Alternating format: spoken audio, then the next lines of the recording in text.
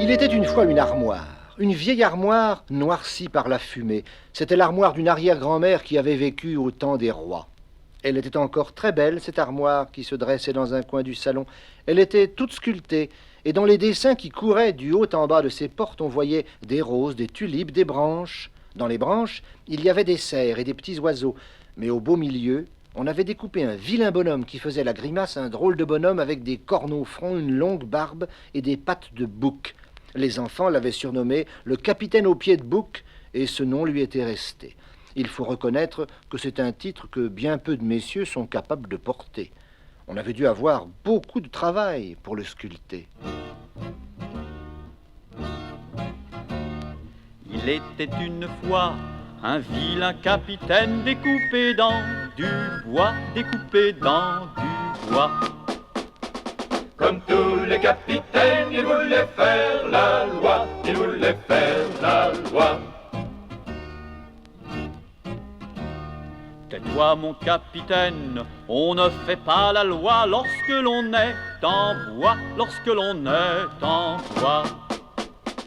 Comme tous les capitaines, il voulait faire la loi, il voulait faire la loi.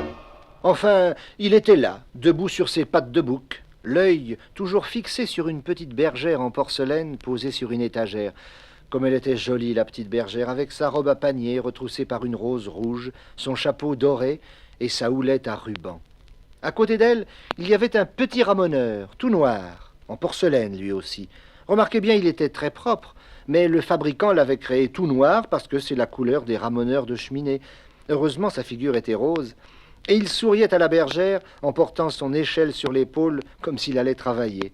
À force de vivre l'un près de l'autre, il s'était dit des choses tendres. Et puis un jour, ils s'étaient fiancés.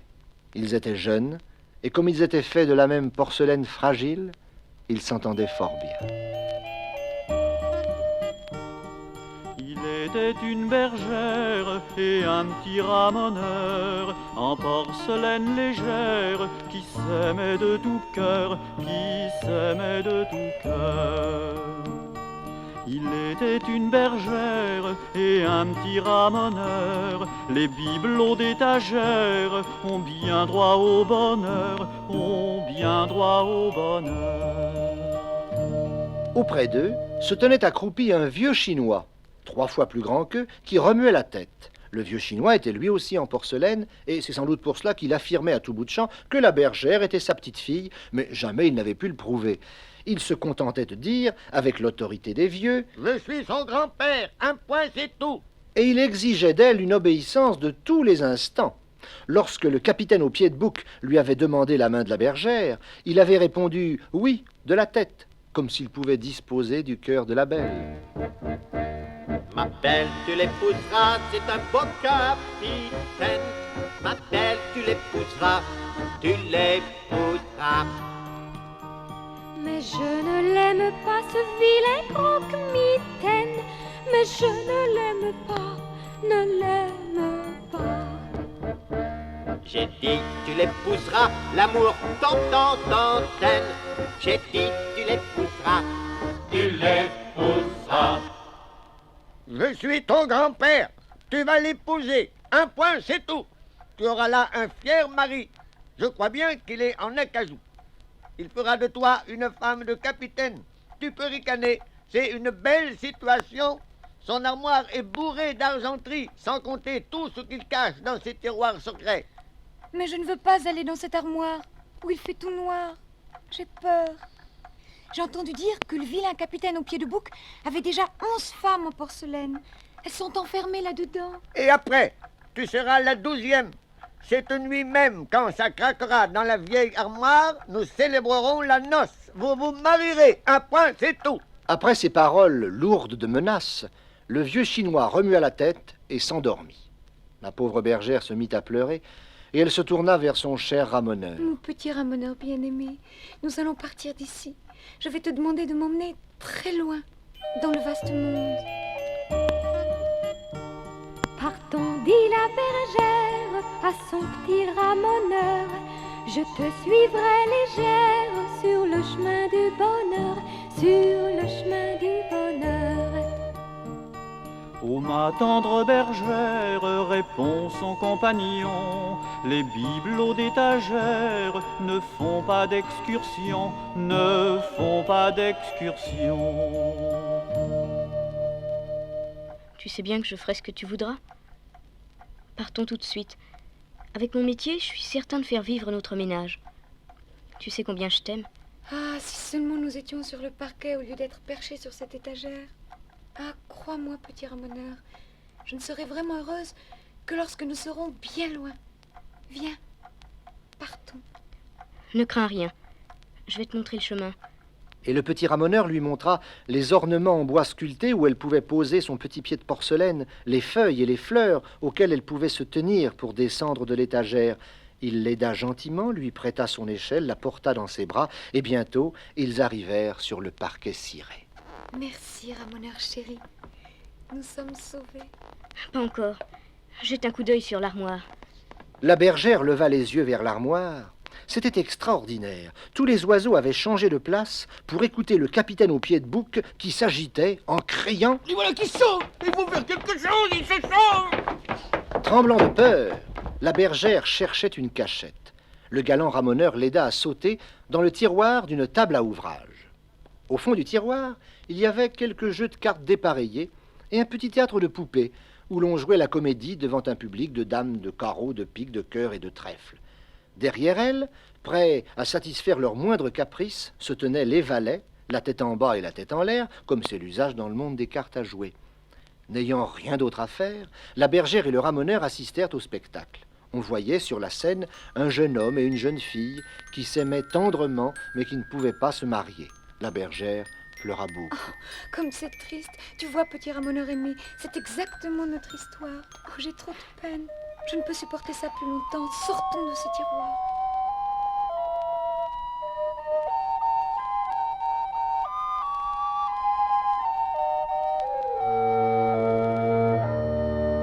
De plus en plus amoureux, le ramoneur aida sa bergère à sortir du tiroir, mais lorsqu'ils se retrouvèrent sur le parquet ciré, ils eurent une grande surprise.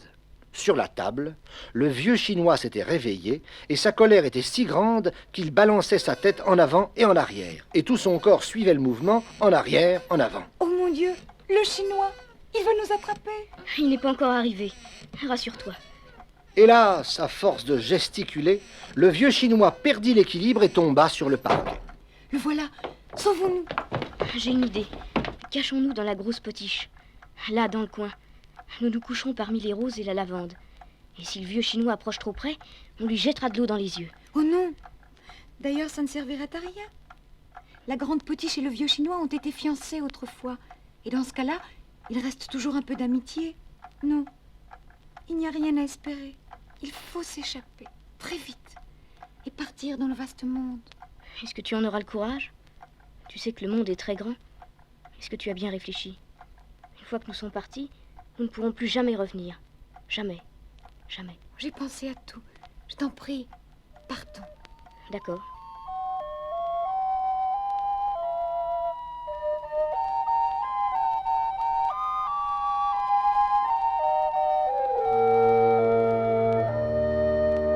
Le petit ramoneur fixa les yeux de porcelaine de la petite bergère et lui exposa son plan. Voilà. Le meilleur chemin pour sortir d'ici, c'est la cheminée. Moi, j'en fais mon affaire, mais toi, est-ce que tu auras le courage de grimper avec moi dans le poêle, de passer à travers le foyer et de monter dans le tuyau? Je t'ai dit que je voulais sortir d'ici. Je ne t'ai pas demandé un discours. Bon, nous arriverons donc à la cheminée. Et là, je connais la question. Je te conduirai si haut que personne ne pourra jamais nous rejoindre. Et après? Tout en haut, il y a un trou. Un trou? Un trou qui donne sur le vaste monde. Et le ramoneur de porcelaine prit la bergère par le bras pour l'entraîner vers le poêle.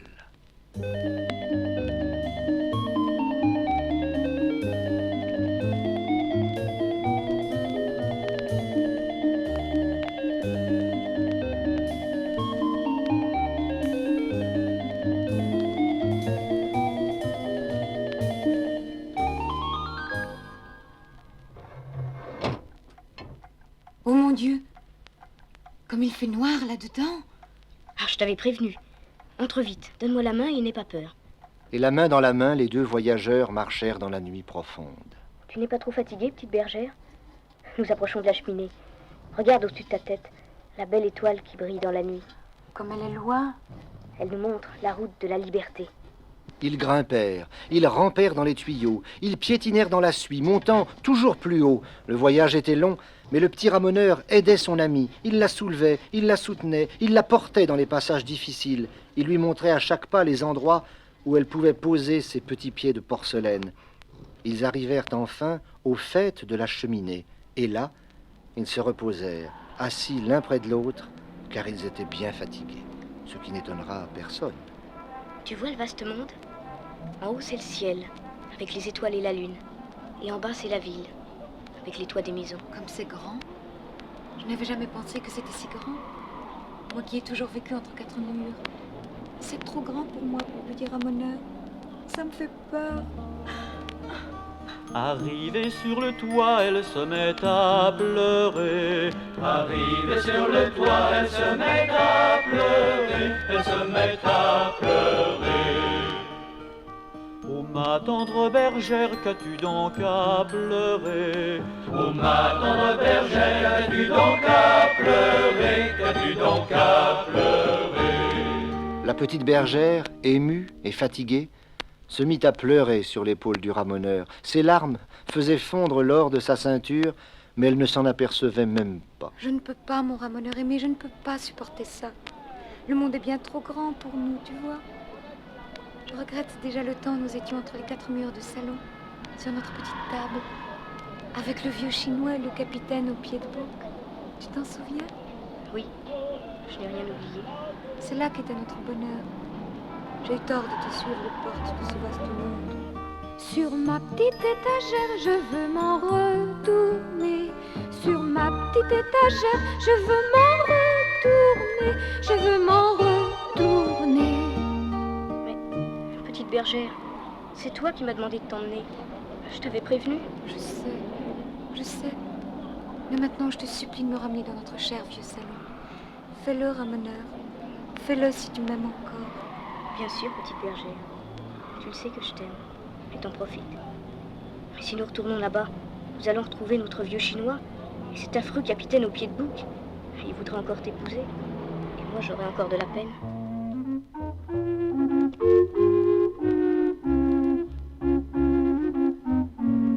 Tu l'épouseras.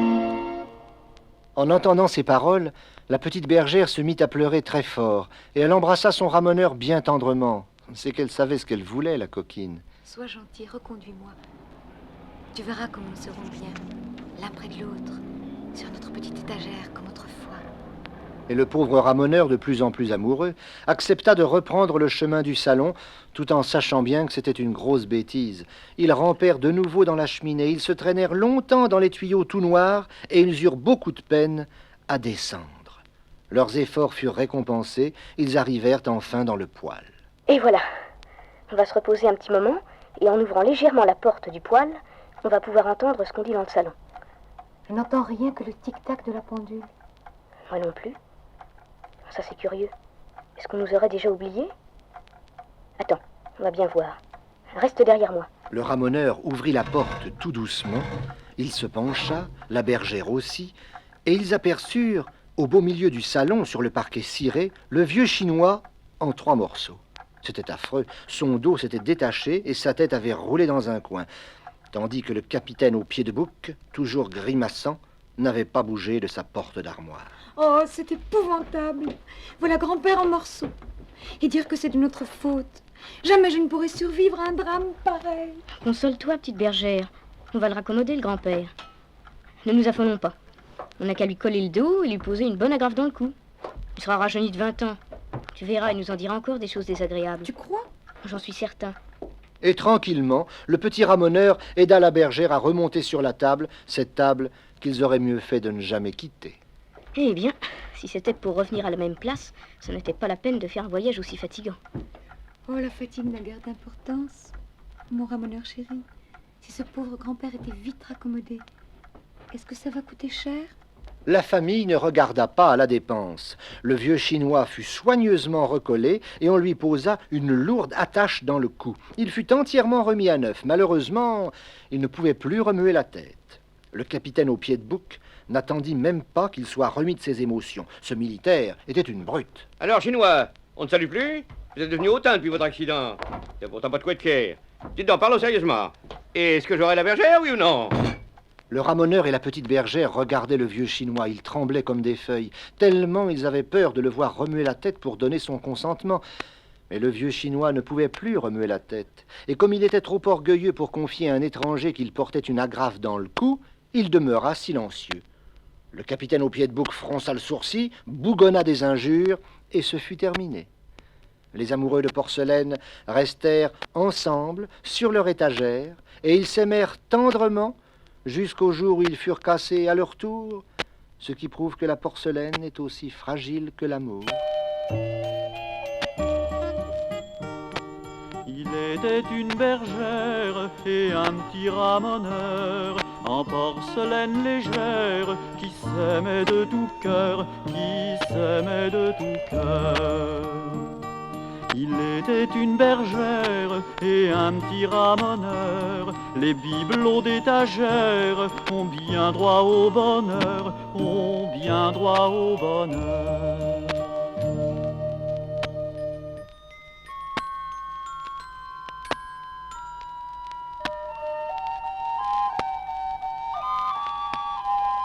Thank you.